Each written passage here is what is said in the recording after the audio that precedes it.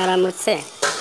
Okay, ngiye ahangaha ngiye kubereka application imwe nyinshi cyane zirenga 5 zo muri telefone ushobora gukorera amafaranga nta gishoro bigusabye, ari megabyte ndetse nda n'umwanya wawe ukabasha gukorera amafaranga. Benshi bajya wenda bajya muri business bagashora, nabyo ni byiza gushora, ariko ushobora no gukora nizo tashoye kandi zikaguha amafaranga. Iyi ngiyi ni imwe muzo ngiye kubanza guheraho, ngiye kujya nzibaha uko nzabona ngenda muzishoboye kuzikora, muzamumbwira mbaye n'izindi. Iyi ngiyi ni ahantu ukora task, ugakora task byibuze ushaka gukora nka task 5 ku munsi ukabasha gukora amafaranga nk'$1,200. Ntabwo kuvuga ngo wirirwa muri task, ni ibintu nyine ufata telefone ugasubiza rimwe bikarangira, pana kuvuga ngo no munsi wose. So rero ino video iraje irabigusobanurira neza step by step. Iyi ni task ya mbere, nge na application ka mbere ngiye guheraho. Gakurikire neza, ukurikire amakuru yako neza, ndabizi neza ko uraza kuba successful kandi uzambwira nti uyu ni umuti wankorera. Mfite nyinshi cyane nkoresha, ariko mpereye kuri iyi ngiyi imwe kugira ngo ibashe kubafasha. Genda abantu benshi ari igihe bihutira kuvuga ngo bikora subscribe hano kuri channel yanjye. Yenda hari n'ibindi bintu uzagenda ubonaho nashyizeho kera, ariko hari n'ibindi bintu ngiye kuzajya nshyiraho bibafasha mu buzima busanzwe. Nukora subscribe rero ugakanda ku nzogera, hishyiraho ikintu, pana kwigurindira ngo ndagukorera share muri groupe ngo ukunde ukigereho, wewe uzahita ukigereraho utarindiriye kuvuga ngo urakigeraho binyuze muri groupe cyangwa se ngo binyuze ahandi hose.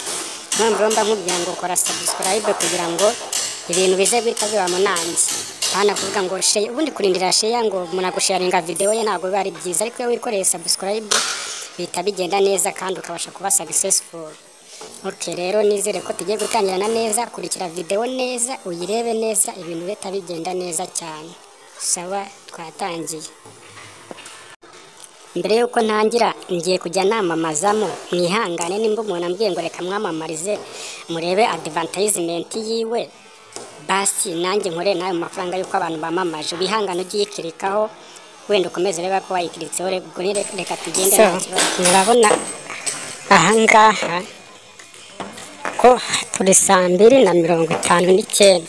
So niba 2:59 zigeze, wewe icyo ukora ufungura application yawe, ukaza hano hantu hari handitse locate, ukageza umanura akaboko mera nk'uri kuri loadinga cyangwa se gukora refresh. Ariko nyine bivuge ngo ugomba kuba uri ahantu hari network, kuko iyo udafite network ihagije ntabwo wascrollinga gutya ngo bikunde. Ubu 2 zuzuye, nimba mfite network bahita bampa survey, nako 3 zuzuye bahita bampa survey.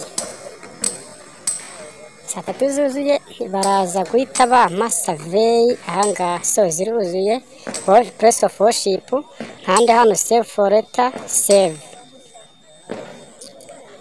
for letter ni ukugira ngo uze kuyikora wabonye umwanya wo gukora iyo task.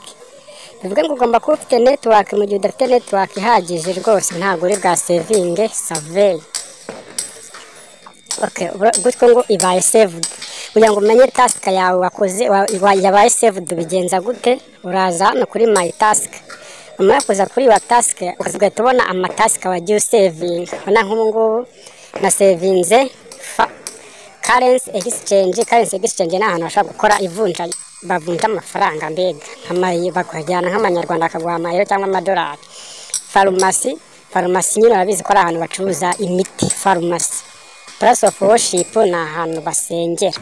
Bivuge ngo mu masaha 7 ahangaha place of worship bamuye amasaha 7:59. Bivuge ngo aya masaha ntarangira ntarakora ino survey, biragenda bite?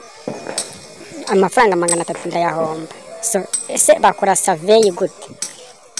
Ukuntu bakora survey, uburyo bakora survey, nimba wayisavinze nk'uko ngo ugiye gukora iyo survey, uraza ukayikandaho. Iyo ukanze uhita uza kuri start now. Waba ufite network waba udafite network, iyo survey wayisavinze wemerewe kuyikora. Ukaza ushobora gusoma n'amagambo nyine kuko ntabwo bimenyerewe. Continue, ukongera understand, continue, ukongera. Nge impamvu ndi kwihuta nuko sanzwe mbimenyereye. For example, ugakanda OK. Bivuga ngo aha haje nicyo bita take photo. take ifoto, urafata ifoto y'urusengero. Bivuga ngo ubwo nimba ugiye gukora task y'urusengero, uraba wagiye ahantu hari urusengero, uragenda ukande take ifoto, then urangiza ufotore urusengero. So nurangiza gufata urusengero wemeze okay, hano barakwereka nimba ifoto yabaye nziza ukore next, nimba ifoto itabaye nziza urakora retake ukore next. Bakubaze ngo ese urwo rusengero rugira sign cyangwa se rufite logo. Hagenda usanga urusengero rwitwa runaka baranditseho nk'icyapa cyago cyangwa gishushanyije no ku nzu. Nimba ari no urakanda no, nimba ari yes urakanda yes, then utekinga iki ya foto y'urusengero ya logo. Ubwo mvuga ati no ni logo, then uyitekinga. Numara kuyitekinga ukore okay. Numara gukora okay, ubu n'urugero ndi kubaha ukande next. Next yo nabo urikora next, recording location. Record location ukanda hano handitse ngo record your location, ukande next. Bakubaze ngo ese urusengero rwawe urwo rusengero rwitwa nguki, genda uvuge ati rwitwa uko nguko. Ese urwo rusengero rwawe ni mosque, ni church, nyine ni ibintu ugenda uhitamo, ugahitamo ukaza gusubmitinga task yawe. So nge ntago nayisubmitinga kuko ntago ndi kuyikora, ndimo ndabigisha. Then nakwereka ukuntu wakora task mu gihe bayiguhaye. So nagira ngo nkwereka ukuntu wakora task. Nizi zo hejuru ni kugenda ubyuzuza, iyo wakoresheje gufotora nimba ari sign ukayifotora byose. So task wakoze rero uzisanga kugira ngo umenye task umaze gukora wowe, uzimenye ahantu zikura. So ahantu zikura uza hano hantu hejuru handitse completed. Hano hari completed, ubona amatasi wagiye ukora nayo baguhembeye. Iyi ni amatasi kuba waragiye ukora nayo bagiye baguhembera nyine. Payment, amafaranga umaze gukorera, ukanda hano handitse payment, ugahita ubona amafaranga umaze gukorera. Dore amafaranga mfiteho ni aya ngaya. So cash out nyine iyo uyikanzeho, hari uburyo bwa cash out bubiri. Hari mobile MTN Rwanda, hari na Coinbase. Gusa MTN Rwanda amakemere kubikuza ngira ngo murayabona, ariko byago hari airtime ari amayinite. Ushaka kubikuza amafaranga nyamafaranga uza hano muri cash out ya Coinbase bakaguha ari Bitcoin. Umva ko biroroshye cyane, nawe wakuri save. Task rero ziza gute? Task ukanda hano kuri market kugira ngo ubone task, nyine ugenda ukora locate. Ku bantu babikeneye ubwo baraza kunyandikira mbaye buri saha task iziraho, buri saha n'iminota runaka task igenda iziraho. Ubwo urumva ko ni ibintu byoroshye rwose. Uraza kunyandikira muri comment. Muri comment niho ndibwaze kugusubiriza, uze kumbwira ati ngira task amasaha zibera n'umunota, nanjye nge mbasha kuzisiba kuko kuva ku wa mbere kugera ku wa gatandatu cyangwa buri munsi mfite nge nakoze ubushakashatsi mbona buri gihe task zizira, nkahita nzisevinga. Kuko iyo ushaka kugira ngo usevinge task neza, ukora reveil. Nimba task iri buze saa 3 zuzuye, ukora reveil ya saa 2:59 kugira ngo ya reveil niza gusona uhita ufungura kano application kawe, uzi hano handitse market, ujye refreshinga mpaka saa 3 zuzuye, ugahita usevinga ugahita usevinga survey.